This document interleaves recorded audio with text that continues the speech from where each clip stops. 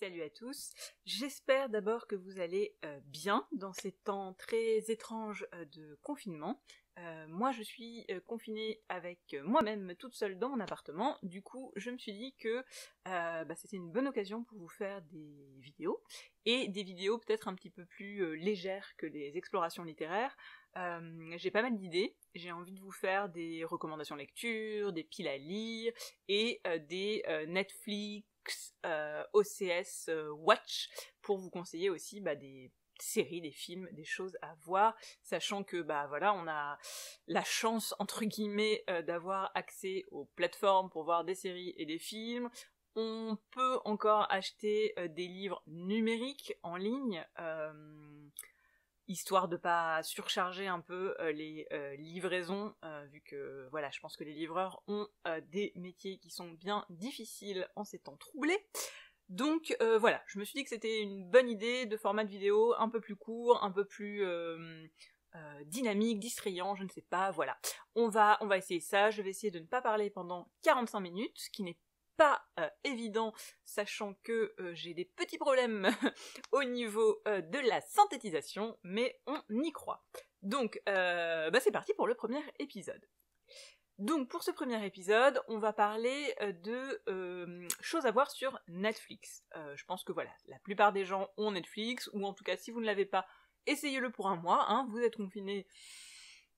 Si évidemment vous n'êtes pas soignant ou autre métier qui requiert d'être dehors, et si c'est le cas, vous avez tout mon soutien et je vous envoie beaucoup de courage. Mais voilà, si vous êtes parmi les confinés, n'hésitez pas à tester toutes les plateformes qu'on nous offre pendant un mois. Vous pouvez prendre Netflix pendant un mois gratuitement, OCS pendant un mois gratuitement, Amazon, Apple TV, je crois qu'il y a Canal+ en ce moment qui fait des offres aussi pendant un mois. Voilà, franchement, faites-vous plaisir, enchaînez-les toutes. En un mois, vous avez largement le temps de voir des saisons entières. Donc c'est peut-être pas très sympa de faire ça entièrement gratuitement et de ne jamais payer, mais bon, hein, vu la situation actuelle, on fait ce qu'on peut.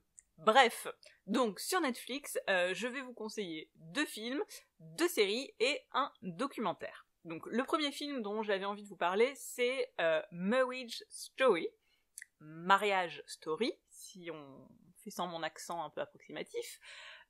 Donc c'est un film de Noah Baumbach, que vous connaissez peut-être pour les Bergman se séparent, un film de 2005 assez connu, ou encore While We're Young, que j'avais beaucoup aimé, qui est sorti en 2014. C'est un film dont les 2 protagonistes sont Scarlett Johansson et Adam Driver. Je pense que tout le monde connaît très bien ces 2 acteurs, hein. Adam Driver, moi je l'avais découvert dans la série Girls, où je l'avais énormément aimé, et maintenant on le voit un peu partout au cinéma. C'est un acteur que je trouve excellent et assez atypique. Qu'est-ce que raconte ce film finalement? C'est le divorce d'un couple, 2 personnes qui ont un petit garçon, et c'est tout ce que ça raconte en fait.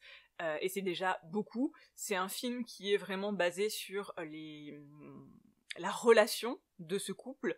On est dans un espèce de huis clos, alors pas un huis clos spatial, parce que c'est un film qui est découpé avec des flashbacks temporels, ou des flashbacks donc, où on voit le couple au départ fusionnel, extrêmement amoureux, etc., et la situation actuelle de déchirure, de séparation.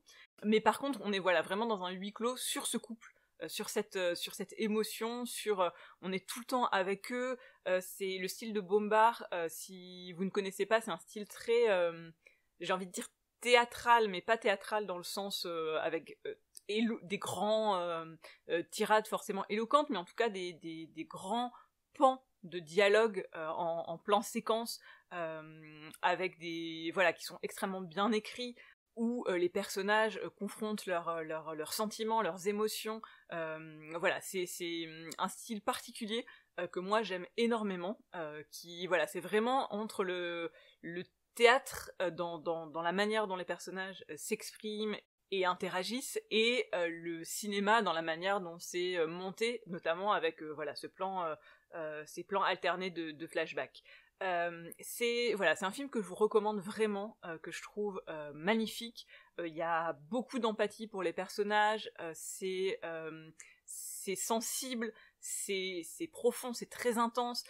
Ça commence un petit peu comme du Woody Allen, de manière un petit peu légère, si on peut dire, et ça devient de plus en plus intense, de plus en plus haletant presque côté un peu thriller, où on essaye de comprendre ce qui se passe et où les événements s'enchaînent de manière de plus en plus violente. Tout ça sans, et c'est ce que j'ai trouvé très intéressant dans ce film, qui est de raison. Il n'y a pas un événement particulier qu'on va chercher à découvrir qui expliquerait pourquoi ce couple se déchire. C'est vraiment juste la vie et la trajectoire de ces deux personnages qui, petit à petit, voient leurs envies et leurs perspectives sur la vie s'écarter l'une de l'autre, et ils deviennent trop différents, et finalement ils n'arrivent plus à se retrouver dans ce couple. Mais voilà, c'est fait avec énormément de justesse. Il y a aussi que il me semble très intéressant, c'est que le personnage de Adam Driver, Charlie, et de Nicole, Scarlett Johansson, représentent deux pans artistiques opposés. Lui, c'est un metteur en scène de théâtre, et elle, c'est une actrice d'Hollywood, de film, et la confrontation de ces deux univers est aussi particulièrement intéressante dans ce que ça dit de l'art et de la création aujourd'hui. Aux États-Unis, c'est vraiment deux scènes assez opposées, qui peuvent évidemment, il peut y avoir des liens entre les deux, mais voilà, c'est quand même deux mondes complètement opposés, et ça dit aussi des choses sur la création artistique contemporaine qui sont très intéressantes. Donc voilà, c'est un film que je vous recommande absolument, magnifique de psychologie et de justesse, d'émotion, et en même temps c'est jamais mélodramatique. Il y a aussi beaucoup de touches d'humour, on rit dans le film, ça aide à apaiser toute cette tension et cette violence psychologique. Voilà, donc regardez Marriage Story, vraiment, vous ne regretterez pas. Vous me direz si vous le voyez, si ça vous a plu ou pas. Le second film que je voulais vous recommander, c'est Mon voisin Totoro, parce que peut-être que vous le savez, mais Netflix a mis en ligne ces dernières semaines presque une vingtaine de films des studios Ghibli, et j'avoue que j'ai un énorme retard sur ces films-là. Je sais que certains d'entre vous les ont sans doute tous vus, les connaissent par cœur et les adorent. Moi, j'avoue que j'en ai vu assez peu. Du coup, j'étais vraiment ravie de cette annonce, donc je pense que je vais m'en regarder un certain nombre dans les jours à venir. Et j'ai commencé par Mon voisin Totoro parce que c'est sans doute le film le plus typique des studios Ghibli, de Miyazaki. Il a été tourné et réalisé, entre guillemets, en 1988, donc c'est un des plus anciens. Il a été créé en même temps que Le Tombeau des Lucioles. À la base, apparemment, c'était censé être un seul et même film. Et finalement, une fois que les deux productions ont été achevées, ils ont décidé d'en faire deux films bien distincts. Je trouve ça assez intéressant, parce que c'est quand même... de penser que ça a pu être vu comme un seul et même film, parce que je trouve que c'est quand même deux films sur le fond qui sont très très différents. En tout cas, en termes d'émotion, c'est très différent. Qu'est-ce que ça raconte ? C'est l'histoire de deux petites filles, Satsuki et Mei, et leur papa qui viennent s'installer dans une maison qui tombe gentiment en ruine à la campagne parce que leur maman est malade et qu'ils cherchent à se rapprocher de l'hôpital où est soignée la maman. C'est un film qui ne raconte pas grand-chose, entre guillemets, et en même temps, c'est un film très, très attachant, très agréable, très doux à regarder. On est vraiment autour de ces deux petites filles, dont la plus jeune, Mei, va découvrir un passage secret qui l'amène au creux d'un immense arbre dans lequel vivent les Totoro, ce qui veut dire d'ailleurs Totoro, en fait c'est une mauvaise prononciation du mot troll, parce que elle pense que Totoro, donc cette créature mythique, légendaire, qu'elle découvre est une sorte de troll, donc elle l'appelle Totoro. Voilà, et après c'est toute cette relation qui va se nouer entre Mei, Satsuki et Totoro, le et les Totoro, qui vont les accompagner dans leur peine et leur solitude face à leur maman malade qui leur manque énormément. Voilà, donc c'est un film qui est extrêmement doux, extrêmement j'allais dire mignon, mais c'est très mignon. On se retrouve vraiment dans les émotions d'une grande douceur qui sont dépeintes, et en même temps dans cet appel à l'émerveillement et à l'imaginaire.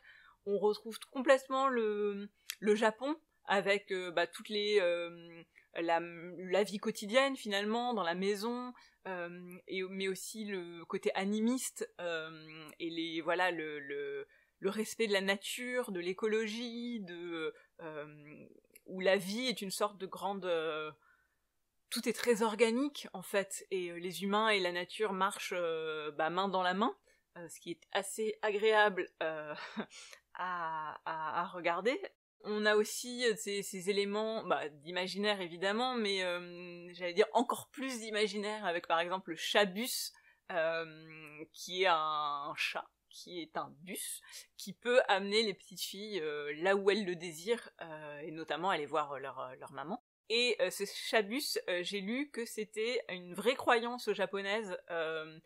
Ça s'appelle des bakeneko.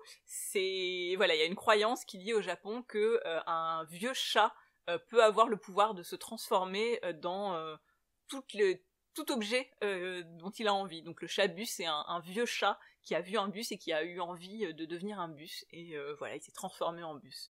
Voilà, c'est le genre de croyance que je trouve juste trop joli, trop... J'adore la manière dont les Japonais ont de voir le monde autour d'eux. Même si je m'y connais pas énormément sur le Japon, mais en fait, à chaque fois que je vois des films ou des films d'animation qui se passent au Japon, j'avoue que c'est un univers et un regard sur la vie qui est extrêmement attirant, et dans lequel on se sent bien, je trouve. J'ai lu également que la maladie de la maman de Mei et Satsuki est autobiographique, parce que la mère de Miyazaki avait une tuberculose quand il était petit, et donc du coup il y a un élément autobiographique dans ce film-là.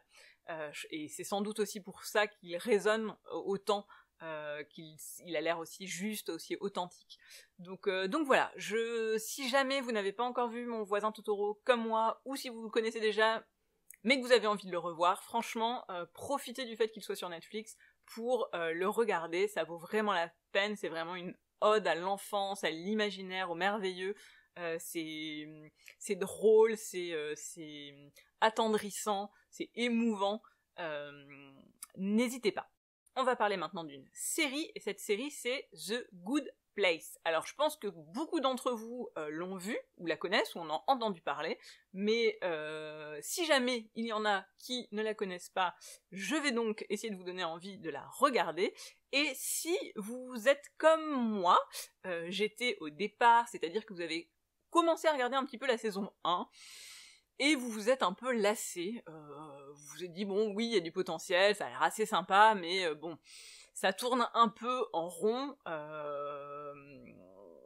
bref. Et dans ce cas-là, j'ai aussi envie de vous donner envie de reprendre la série et de la regarder jusqu'à la fin, parce que moi j'avoue que c'était mon cas. J'ai commencé à regarder, j'ai trouvé que c'était effectivement assez sympa, plutôt il y a beaucoup d'humour, le concept est hyper attirant, mais je voyais pas vraiment où ça allait, et je me suis vite dit en fait c'est bon quoi, on a compris le concept, ça va être un peu tout le temps la même chose. Et en fait, point du tout. Et c'est ça que je trouve génial dans The Good Place, c'est qu'à chaque fin de saison, tout ce qu'on croit savoir sur la série, sur l'univers, sur voilà, les bases de l'univers, la manière dont les choses fonctionnent, etc., est complètement remis en question. Il y a ces espèces de twists, mais qui sont pas du tout artificiels, où en fait, quand on revoit rétrospectivement la saison précédente, bah, tout prend son sens, c'est évident, voilà, c'est pas du tout, ils se sont dit à la fin d'une saison, allez, on va faire un petit cliffhanger pour donner envie aux gens, c'est non, la série est conçue comme ça, et ils savent dès le départ où ça va aller. D'ailleurs, ils souhaitaient faire 4 saisons, puisque la série était écrite pour 4 saisons, et c'est ce qui s'est passé, c'est-à-dire que malgré les très très bonnes audiences, les créateurs ont choisi de ne pas renouveler la série, parce que voilà, elle était conçue de cette manière-là, et ça je trouve ça extrêmement courageux et d'une grande intégrité créatrice finalement. Bref, donc tout ça pour vous dire de regarder The Good Place. Elle a été créée par Michael Schur, probablement encore une prononciation un peu... Voilà. Les personnages principaux sont Kristen Bell, que vous connaissez sûrement comme héroïne de Veronica Mars, notamment, que j'aime énormément, j'adore Kristen Bell. Ted Dawson, qui joue Michael, Jamila Jamil, que peut-être vous connaissez pour ses prises de position assez féministes et politiques sur Twitter. William Jackson Harper, qui joue Chidi, Manny Jacinto, qui joue Jason, Darcy Carden, qu'on adore dans le rôle de Janet. Voilà. En gros, il y a 4 personnages, plus 2, qui sont les héros de toute la série. Plus toute une galerie de personnages secondaires truculents, j'ai envie de dire. Donc qu'est-ce que ça raconte, The Good Place? The Good Place, c'est l'histoire de Eleanor, à la base de Eleanor Shellstrop, qui meurt écrasée par une rangée de caddies et se retrouve dans The Good Place, donc le paradis. Je vous avoue que j'ai toujours regardé en VO, donc je ne sais pas du tout comment ça a été traduit en français. Le bon endroit, peut-être, je sais pas, le bon lieu. On va dire le paradis pour simplifier. Et elle est reçue par Michael, qui est le gardien du paradis, et qui lui explique que bah voilà, elle a eu une vie exemplaire, elle a trouvé des vaccins, ouvert des orphelinats, donc je sais plus exactement, mais en tout cas voilà, en tant que personne d'une grande bonté, d'une grande pureté, elle a gagné sa place dans The Good Place, et voilà, elle va pouvoir vivre maintenant une infinité de jours de bonheur le plus total. Sauf que Eleanor se rend compte qu'il y a eu une petite erreur de casting. La vraie Eleanor Shellstrop qui a fait toutes ces choses merveilleuses n'est pas du tout elle. Elle, c'est une fille extrêmement superficielle et égoïste qui vendait des placebos à des vieilles personnes pour se faire de l'argent. Donc là, elle se dit « Oups !» Mais évidemment, bah, elle n'a pas du tout envie d'être envoyée en enfer. Elle va donc s'allier à Chidi, dont on lui a dit que c'était son âme sœur au paradis. Lui, c'est un professeur d'éthique, donc voilà, elle va lui demander de l'aider à devenir une meilleure personne. Voilà, du coup, ça, c'est un peu les prémices de la série, même si, comme je vous le disais, tout va être bouleversé et remis en question à plusieurs reprises pendant la série. Donc tout ce que vous pensez avoir compris sur la série va être constamment bouleversé. Du coup, si vous êtes comme moi, vous avez bien aimé un peu la saison 1, mais sans plus, ou en tout cas vous êtes arrêté en cours de route, franchement, reprenez au début de la saison 2. Voilà, moi il y a plusieurs épisodes de la saison 1 que j'ai pas vus, j'ai pas l'impression que ça me manquait énormément, on comprend très vite ce qui s'est passé, et voilà, ce qu'on a loupé, et à partir du début de la saison 2, franchement la série est excellente.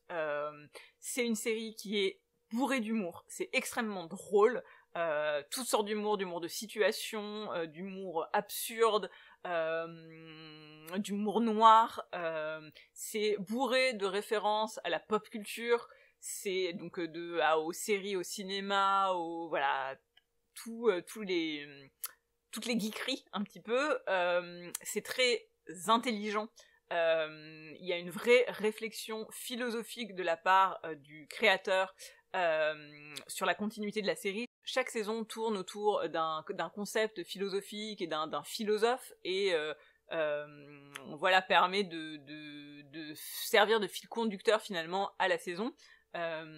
Donc c'est une série qui est à la fois très drôle et très intelligente. C'est vraiment une série sur la condition humaine, sur la quête de sens, de comment devenir meilleur pour soi, pour les autres. Qu'est-ce que la condition humaine? Où est-ce qu'on va? Pourquoi? Il y a une vraie réflexion éthique, humaniste. Voilà, donc vraiment c'est une série très intelligente qui tient totalement ses promesses jusqu'à la fin. Le dernier épisode, du coup, c'est pour ça que je vous parle de The Good Place, parce que j'ai vu le dernier épisode il y a peu de temps, et incroyable, de qualité.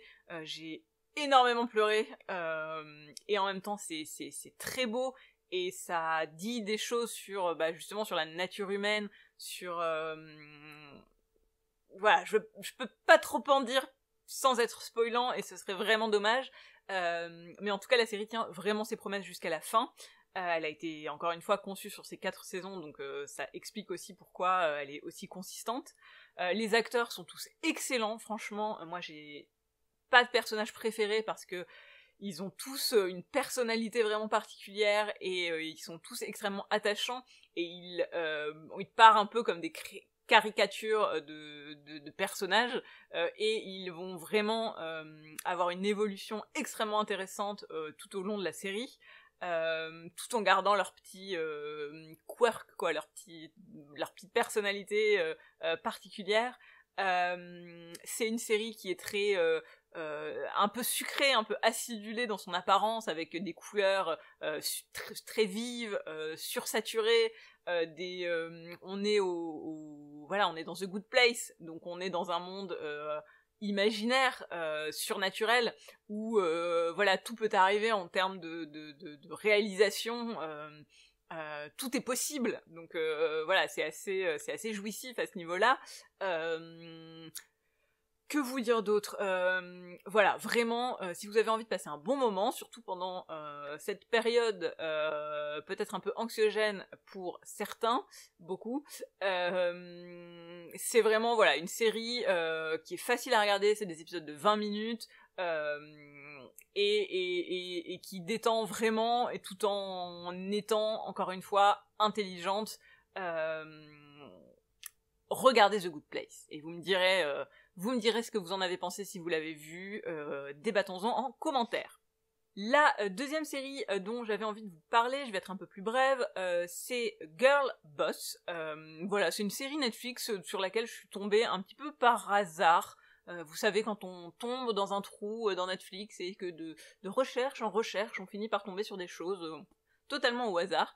J'ai regardé la bande-annonce, ça m'a eu l'air plutôt sympa, et du coup j'ai regardé cette série. C'est une série de 2017 qui n'a qu'une seule saison. Elle a été annulée, comme souvent avec Netflix, hein. Voilà.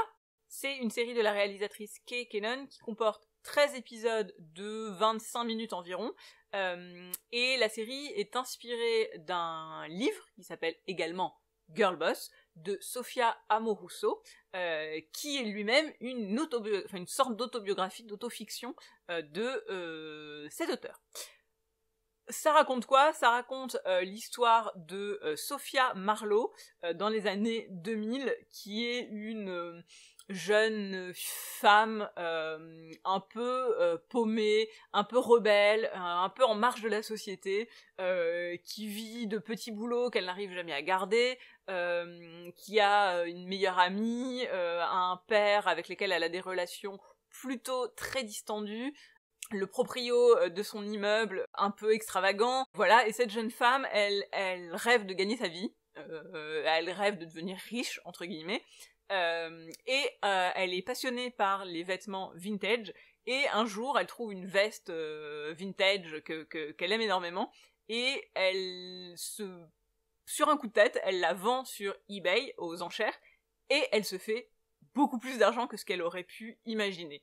Et de là, elle va se dire que elle a trouvé son filon, et elle va ouvrir une boutique eBay, et commencer à acheter des vêtements vintage qu'elle retape, qu'elle recoud, qu'elle met à sa sauce, et sous le pseudonyme de Nasty Gal, donc la vilaine fille, elle va vendre ses tenues et petit à petit devenir une girl boss, donc une sorte de femme d'affaires un peu à sa sauce, rebelle avec un certain nombre d'embûches sur le chemin. Voilà, en gros c'est le pitch. C'est une série qui est pas, qui va pas révolutionner le monde de la série. C'est pas rien à voir avec The Good Place. Hein, c'est pas aussi, c'est pas extrêmement profond ou intense. Mais c'est hyper agréable, c'est hyper divertissant. L'actrice principale, c'est Britt Robertson, que j'adore personnellement, que vous avez pu connaître peut-être dans Under the Dome, la sœur blonde. C'est dans Life Unexpected, qui est aussi une série que je vous recommande énormément, Life Unexpected, que je pense peu de gens connaissent. Voilà, moi c'est une actrice que je suis depuis très longtemps et que j'adore. Je trouve qu'elle a une personnalité extrêmement attachante et elle est différente. Je sais pas, elle a un charme particulier. Donc voilà, c'est une série qui est très agréable, très divertissante, qui est drôle, qui a du cœur. Il y a beaucoup d'histoires d'amitié. Il y a de la romance. Il y a des femmes fortes qui essayent de trouver leur place. Il y a beaucoup d'humour. Voilà, c'est une série vraiment attachante et agréable à regarder.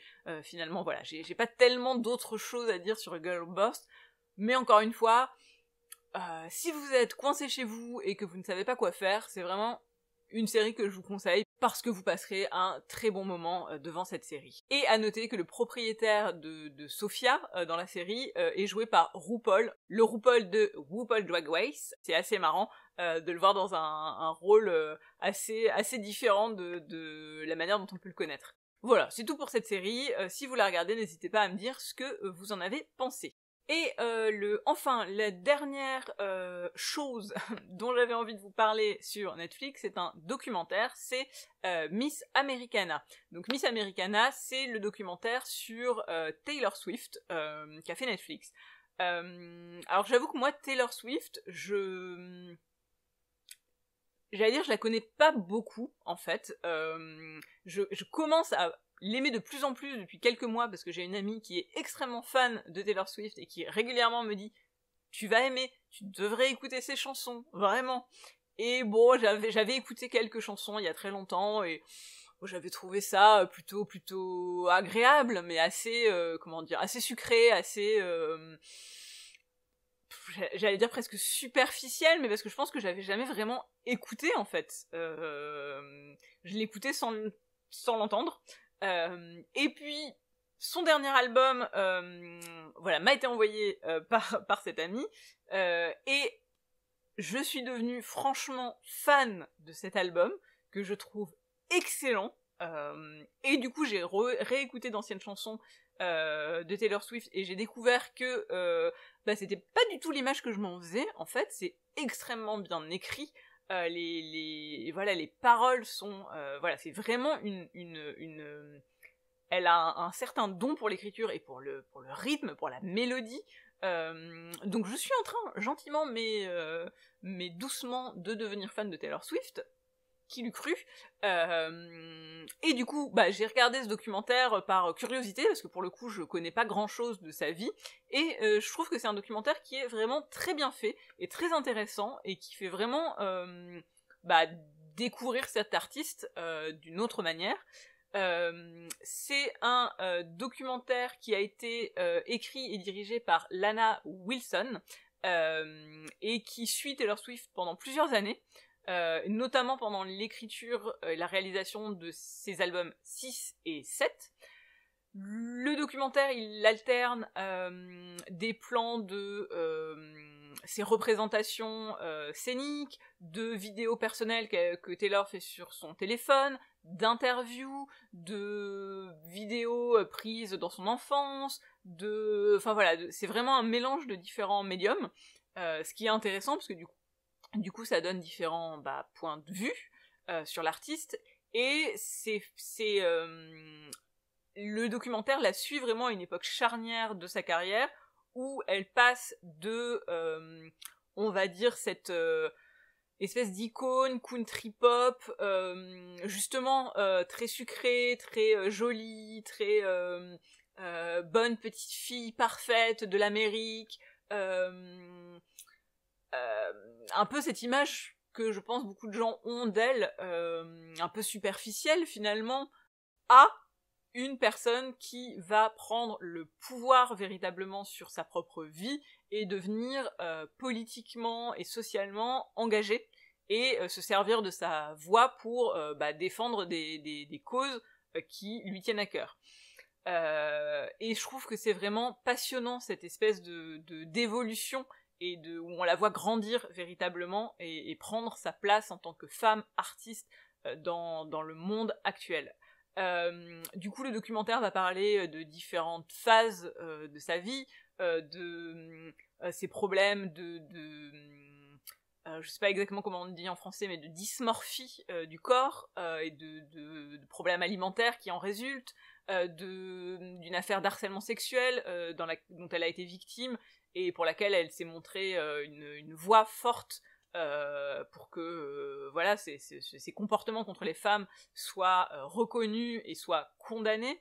Ça parle de son rapport au public, à l'image, ça parle de différentes choses qu'elle a vécues au cours de sa carrière, notamment les histoires avec Kanye West. Alors je sais que je prononce absolument horriblement son prénom, mais c'est une catastrophe. Bon, Kanye West, hein, comme on dit en France.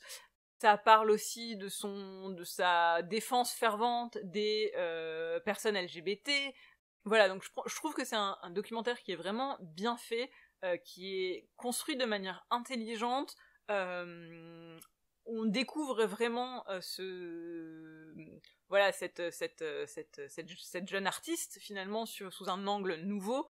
Et ça apporte des choses, même pour les personnes qui connaîtraient déjà cet artiste, ne serait-ce que sur c'est la créativité, sa phase on la voit écrire ses chansons, les composer, etc. Donc c'est très très très intéressant à ce niveau-là. Donc voilà, si vous voulez regarder quelque chose qui change un petit peu des films et des séries, je vous conseille vraiment ce documentaire.